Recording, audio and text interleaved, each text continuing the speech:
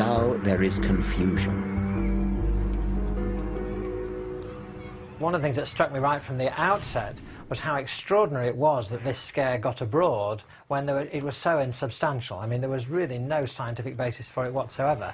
I find it very easy to sympathise with patients who were scared, partly because the media built it up, but also because having your child vaccinated is a positive act. It's something that you did to the child. And so somehow that's more scary than a sin of omission. Very much, and I think that's even more the case these days when people are much less familiar with the diseases against which their children have been protected by immunisation.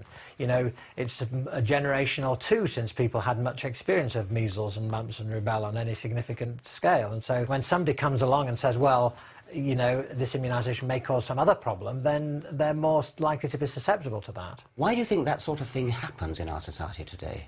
I think that there's a climate of anxiety, but particularly focused on issues of health. Generally, people feel, I think, more isolated, more atomised, more individuated perhaps than they did before, and these anxieties and concerns often focus on their health.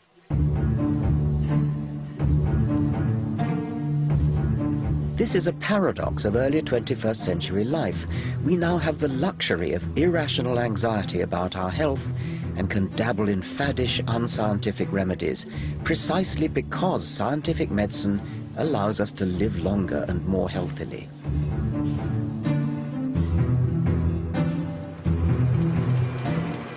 Our fears are fed by newspapers, which wildly exaggerate the risks of scientific medicine and meanwhile churn out acres of positive coverage of alternative therapies.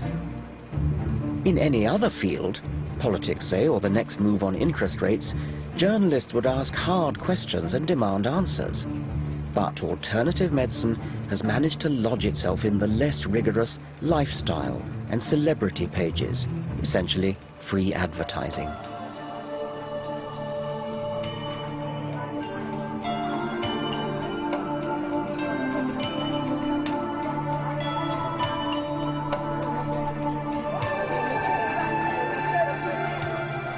It's little wonder that alternative health fairs like this are flourishing across the country. What's your line? What do you do here? Magnetic therapy. What is psychic energy? What are these wands used for?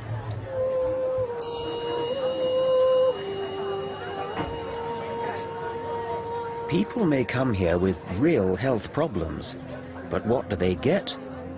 Remedies that appear to have no basis in science or evidence. People putting these in a cat's bed, they'll find the animals will go to the bed with the magnets in it. Has that been done properly with controlled trials, is it? No, not being controlled trials. They've got ancient wisdom that we don't. Right.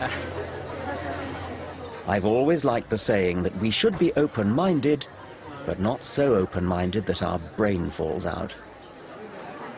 So do we all have an angel hovering on our shoulder or something? Is that we have several. Right. Yes. Yes. Yes. Okay, how many have I got? Can you tell or Have you asked any angels to come close to you? No. No, well, you haven't got any then. Oh, okay. The idea is that we all have some form of angelic guidance, some form of guidance that help us travel our life path. You might need strength, you might need forgiveness, you might need hope all the way through your lifetime. And the angels, as we perceive them, are those energy bands.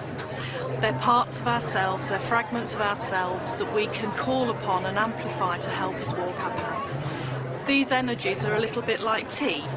You can have herb teas, you can have decaf teas, you can have all sorts of different flavours and strengths and varieties of teas. But they're all... Remember, this is a multi-billion-pound industry.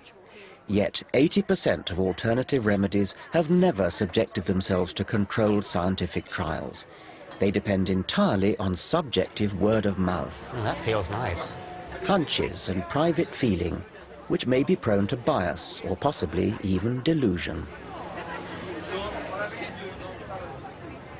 The scientific method, by contrast, tests with objective experiment and statistical analysis what is effective and what is not.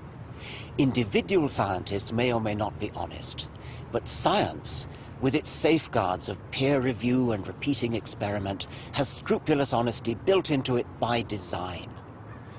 Science replaces private prejudice with publicly verifiable evidence.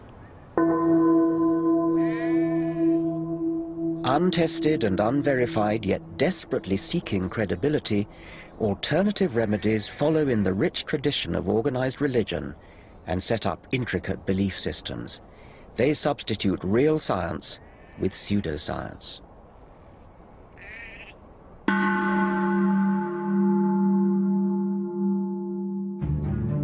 Face up or face down?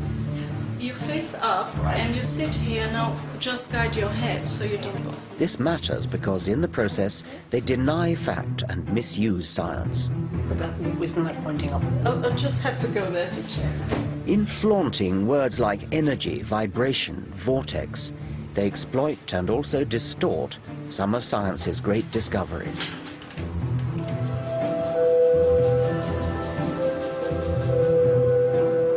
The sleep, I'm sure, is therapeutic.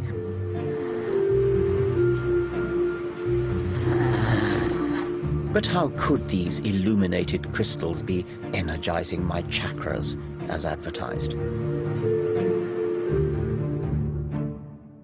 Manjia Samantha Lawton is a conventionally trained former GP who now speculates on the science behind alternative fads.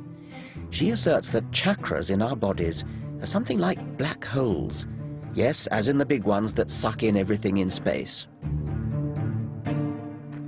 We used to think of black holes as the great guzzlers of the universe, that they actually started to suck in everything around it. What we're finding now is that black holes are in the centre of every single galaxy, and they occur in all sizes. So black holes have become into a creative principle. A creative? A creative principle. What does that mean?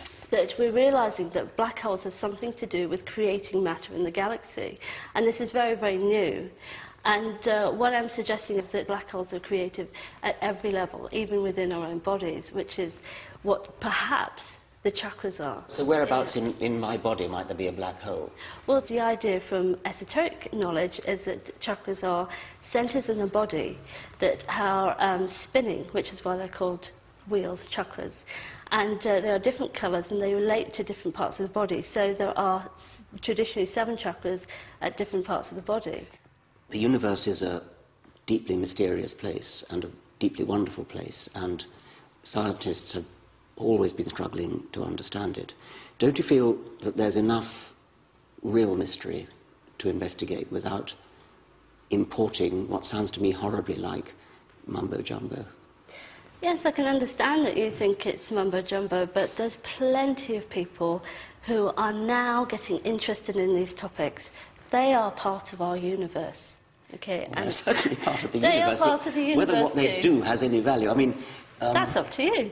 Well, it's not really up to me. It's up to science, and it's up to evidence. It's up to science. What worries me is the beguiling misuse of scientific language to prop up entirely unscientific belief systems. In the Middle Ages, healers would conjure up evil spirits or magical spells.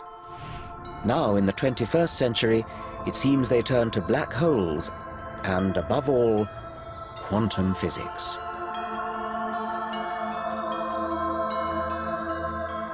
Quantum theory accounts for the anomalous behavior of light and atoms. It's astonishingly accurate, but notoriously difficult to grasp. But Deepak Chopra, who once qualified as a doctor, has seized upon quantum jargon and applied it to healing. He claims disease can be caused and cured by a shift in consciousness. If you believe in a rock, you're automatically believing in God. Chopra has managed to become a one-man alternative health industry. He's worth up to $75,000 per lecture, and in this era of self-absorption, he claims Michael Jackson, Madonna, and Hillary Clinton as followers. If you feel genuinely attractive, you'll attract other people to you. The great American physicist Richard Feynman once said, "If you think you understand quantum theory, you don't understand quantum theory." Isn't Deepak Chopra just exploiting quantum jargon as plausible-sounding hocus-pocus?